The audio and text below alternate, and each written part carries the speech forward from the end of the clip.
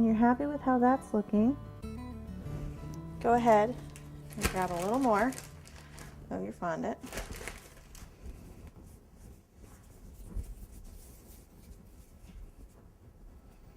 And you want it to be smaller than your perfume bottle. And some of these are perfectly round, some of them are more oval. I'm going to make this one more oval just to kind of mimic that bottle shape, but you can do however you like. And I'm actually going to lay this flat next to my bottle just to see if I like the size. I think it's a little big.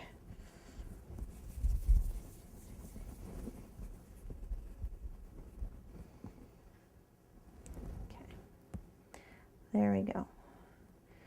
So I like that. I want to make sure there aren't any cracks. I can kind of see a little crack there. When I get a shape I want to lay it flat. And then once again, I'm going to go back with this tool and I'm going to kind of mimic that same design, because it's, especially on the little kind of air pump, usually they had kind of a mesh covering. So all I'm doing is just kind of drawing some lines. I just want to give it some personality. I don't want it to look like just a blob of fondant.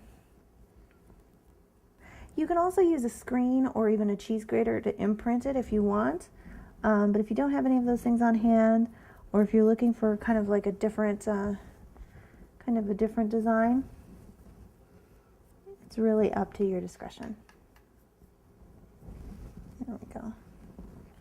And when you're happy with it, you can stop. And actually, what we're going to do is pick an end that your tube is not going to attach to, and we're going to add kind of a little pearl on the end, and it just finishes off your little air puff. So I've got a piece of fondant about the size of a pea. I'm just going to stick that right here on the end, just like that. Now we're going to set these aside, let them start to kind of dry up, and then when we're ready, we'll put them on the cake and paint them.